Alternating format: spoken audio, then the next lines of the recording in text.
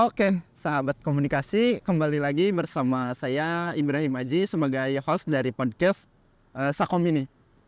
Kita akan kedatangan tamu dengan background mahasiswa, dan kali ini kita akan membahas mengenai isu yang terjadi kali ini mengenai psikologi, yakni tentang kebiasaan mereka dan isu mental mereka.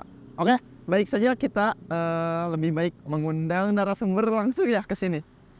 Silakan ke Kak Erwin, mungkin ya bisa ke sini untuk memperkenalkan diri sebagai narasumber kali ini. Oke, Pak Erwin. Baik. Gimana kabarnya hari ini? Baik. Gimana? Aja baik? Baik, seperti biasa baik. Mungkin kita sudah tahu ya, kita akan ngobrol-ngobrol apa sih kali ini tuh tentang mengenai psikologi anak muda ya, tentang kebiasaan mereka atau mental mereka yang memang sangat-sangat menguntungkan untuk dibicarakan. Betul. Nah, pada kali ini mungkin isu yang paling banyak mungkin tentang politik ya, karena kan sekarang masa kampanye juga dan 10 hari lagi menuju memilih. Nah, mungkin tanggapan Kak Erwin untuk melihat bagaimana psikologi anak muda, terutama generasi Z dan milenial ini melihat politik kali ini atau mungkin pemilu kali ini. Mungkin bisa dijelaskan. Wow, oke, baik. Sebelumnya disclaimer dulu ya. Ini berdasarkan dari opini dan juga pandangan yang emang yang saya lihat itu dari berdasarkan kacamata saya gitu. Karena kan kalau kita bicara ya itu bukan saya yang ahlinya, tapi untuk pemilu sekarang kayaknya Gen Z itu udah menjadi prioritas ya.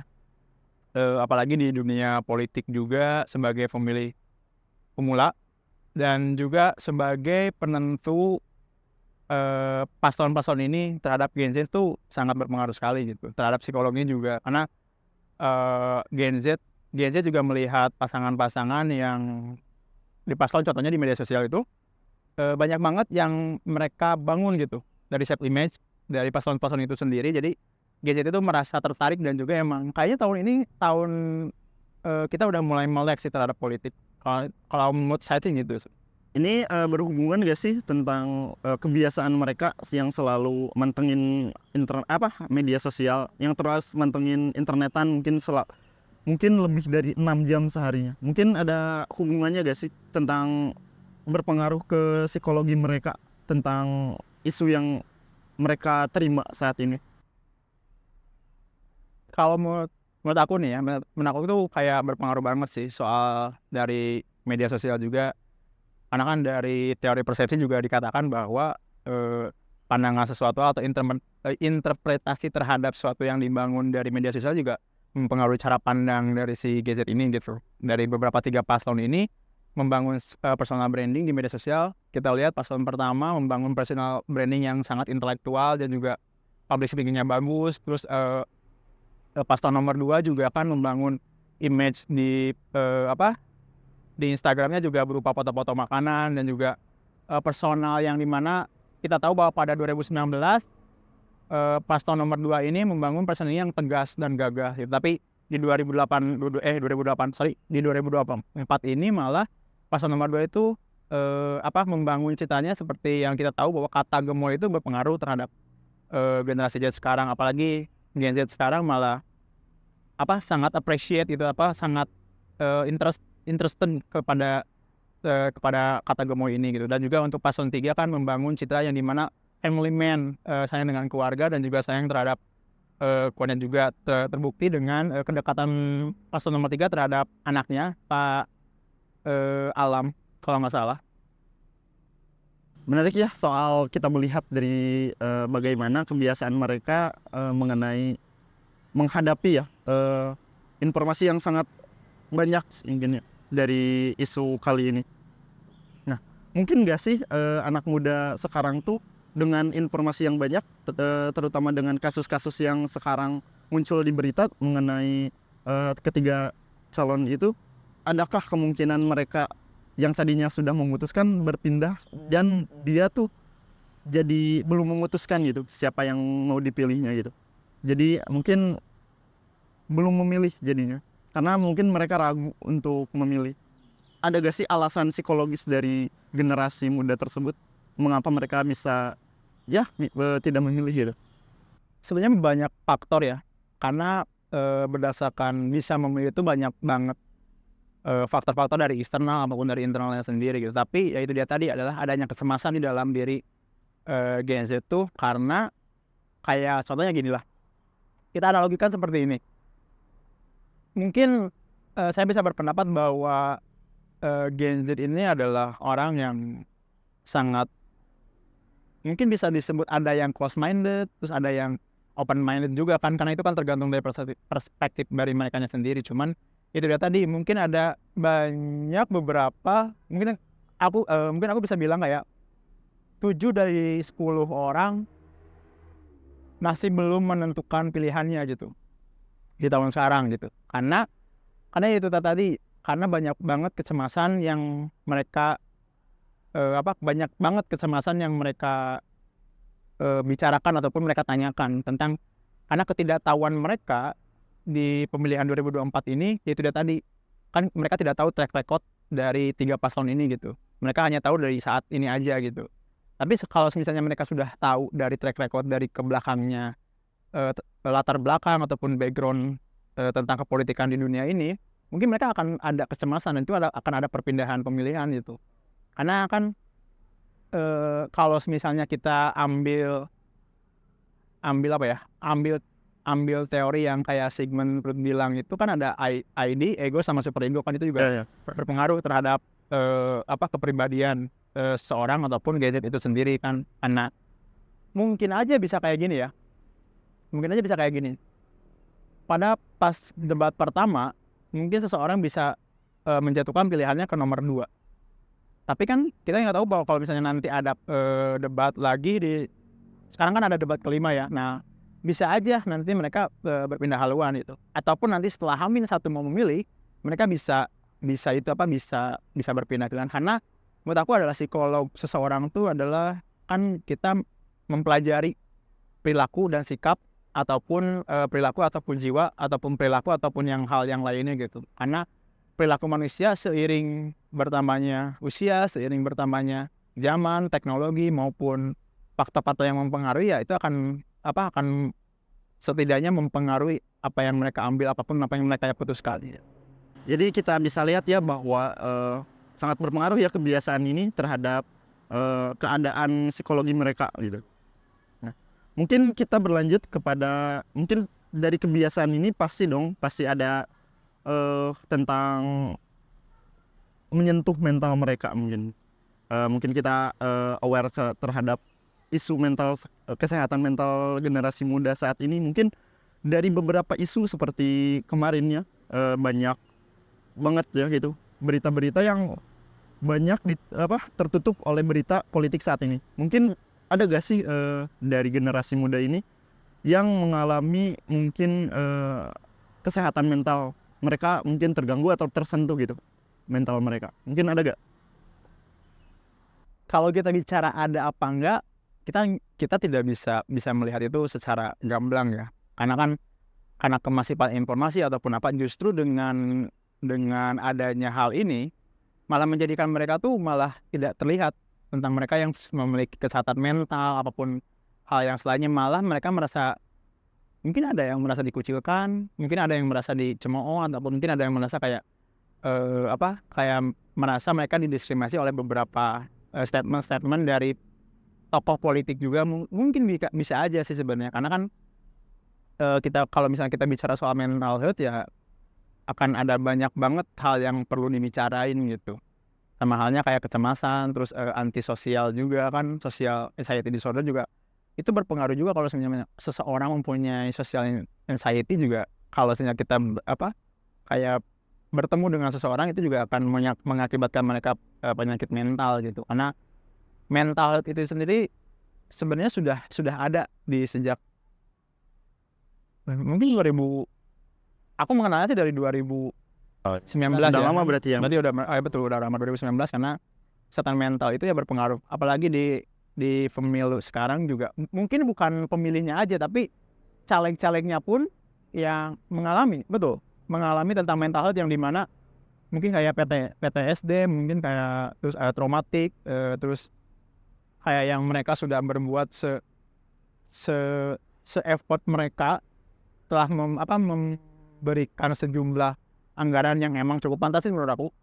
Nah itu mungkin akan menjadikan trauma ataupun mental health terhadap caleg-calegnya. Tapi kalau untuk kita lihat ke pemilihnya, kalau misalnya pemilih ini tidak fanatik, ya kita tahulah mungkin Kang Aji juga pernah mengalami mengidolakan sesuatu hal yang emang mengidolakan banget gitu, fanatik gitu kan ya. Nah kalau misalnya si idola ini tidak bisa digapai ataupun tidak bisa, kayaknya ini jangan kayak gini, mungkin ada kecewa, ada rasa kecewa, terus ada kayak rasa emosi. Kalau misalnya kita ambil contoh seperti ini, Kang Aji itu memilih nomor paslon 1 misalnya ya, tapi aku memilih paslon nomor 3 misalnya. Terus dengan pendapat aku menjalankan paslon yang Aji udah pilih gitu, Kang Aji udah pilih gitu, itu kan otomatis akan ada gap yang dimana kalau misalnya mereka menggunakan emosi mereka, ya itu akan menjadi penyakit mental yang sangat signifikan gitu kalau misalnya kayak gitu. Karena kan ke close mindedan itu tadi, ada yang close minded, ada yang open mind. Akan jadi tidak masalah sih kalau misalnya open minded. Dari beberapa mungkin ya yang disebutkan dari kesehatan mental yang mereka terganggu, mungkin harus dipandang serius gak sih ini tuh soal kesehatan mereka tuh terhadap isu yang marak banyaknya sampai kepada mereka gitu. Karena kan mungkin kalau kita tidak bisa menindaklanjuti bagaimana ke depannya gitu, apakah ini akan menjadi siklus bahwa pemilu tahun berikutnya juga mereka juga seperti itu, ataupun gimana gitu. Mungkin Kak Erwin ada dari kesehatan yang tadi dibicarakan, ada gak sih yang tertarik yang mungkin harus diseriusi gitu oleh masyarakat, oleh pemerintah mungkin, atau oleh generasi itu sendiri, mungkin apa itu? Oke, berarti fokusnya kepada kesehatan mentalnya ya. Ya itu dia tadi kan, kayak untuk pemilu ya difokusnya itu dulu kan kepada mungkin kayak pengrehabilitasan terhadap caleg-caleg yang emang gagal di pemilu ya, karena suara mereka yang tidak memenuhi syarat terhadap majunya mereka ke legislatif, yudikatif ataupun ke hal yang lainnya. Itu juga udah dilakukan sih sebenarnya rehabilitas, cuman ya untuk kesehatan mental bisa dianggap serius banget. Kenapa? Karena kita hidup di zaman yang serba instan, serba digital. Iya. Informasi sangat masif, di mana kita bisa dapatin informasi itu di mana aja. Akses informasi itu bisa dapat di mana aja. Benar. Mungkin dengan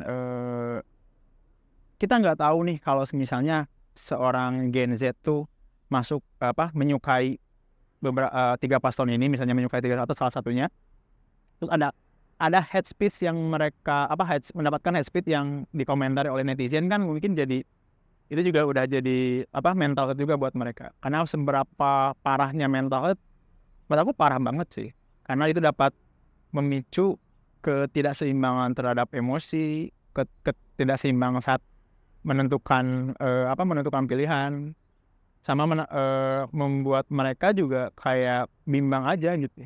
Karena kan kita pengen pemilu ini berdasarkan atas kesadaran mereka untuk memilih bahwa pemimpin ini lebih baik untuk kedepannya gitu. Nah itu dia tadi, kita kan nggak mungkin kalau misalnya memilih pemimpin yang emang kayak dengan kata jargon ataupun judul-judul yang membuat mereka kayak, aku memilih dia ya karena aku memilih paslon ini ya karena emang personalnya yang lucu gitu ya, kayak gitu kan. Nah itu kan jadi masalah tuh, karena mental terhadap pemilih juga. Makanya sekarang beberapa sekarang tuh lagi digiatin sekarang kepada kuesioner tentang kesehatan mental, tentang apakah orang ini pernah mengalami kesehatan mental sebelumnya ataupun pernah mengalami gangguan pikiran di alam bawah sadar ataupun apa. Karena itu sekarang udah menjadi concern sih sebenarnya. Tadi mungkin belum segamblang tahun-tahun kemarin ya, tapi hari ini mungkin lagi digiatin sekali untuk kesehatan mental ini, apalagi terhadap pemilu-pemilu, terhadap Gen Z juga, terhadap ya mungkin orang-orang yang emang merasa dirinya punya kesehatan mental tapi belum berani untuk muncul ke permukaan gitu, karena emang sekarang udah marak politik ya, mungkin mereka tertutup oleh pemberitaan itu gitu. Mungkin ada harapan ya untuk pemilu kedepannya psikologi generasi muda ini tidak tersentuh sekali, tidak berpengaruh kepada yang buruk-buruknya ya. Nah mungkin dengan harapan ini kita dari awal membicarakan tentang kebiasaan dan mental itu yang buruk deh. Mungkin adakah ya dari pribadi mereka, dari banyaknya isu yang mereka dapatkan yang berpengaruh terhadap psikologi mereka, tetapi membawakan hasil yang positif gitu bagi generasi muda sekarang, ada gak? Sebenarnya ada sih sebenarnya. Kan mungkin yang saya suka dari kepribadian Gen Z di tahun sekarang tuh ya, bukan tahun sekarang sih sebenarnya, tapi untuk di tahun politik ini ya itu dia tadi kan, karena kemurahan hati mereka terhadap jempol mereka, sesuatu hal yang emang tadinya tidak viral sekarang menjadi viral. Itu yang pertama. Yang kedua, mereka berani untuk men-speak up-kan apa yang mungkin menjadi keresahan mereka gitu. Ini pendapat aku, ini menurut kacamata aku yang aku lihat itu. Terus mereka juga mudah memberikan dukungan terhadap apapun. Nah ini yang menjadi kepribadian mereka tuh menurut aku patut diacungi jempol sih, karena kan banyak nggak ada yang tahu, mungkin banyak stereotip tentang negatif tentang Gen Z yang lemah lah apa-apa, tapi di balik semua itu mereka punya satu hal yang emang mereka bisa gitu.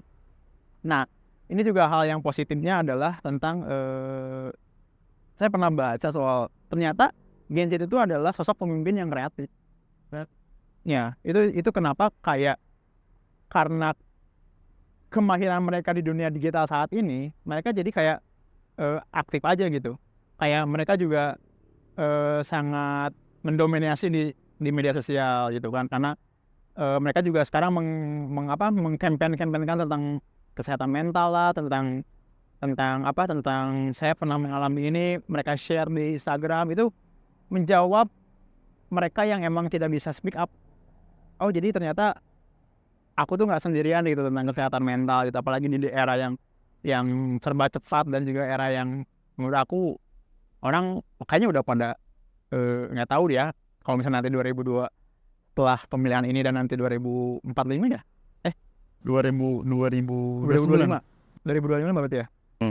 Yang pasti gituan lah, kita nggak tahu nih kedepannya kayak gimana, apakah dunia ini akan hancur, kita nggak tahu nih. Karena psikolog itu menentukan bagaimana kita memilih, bagaimana kita menentukan suatu pandangan juga. Pak aku sih itu pendapat aku.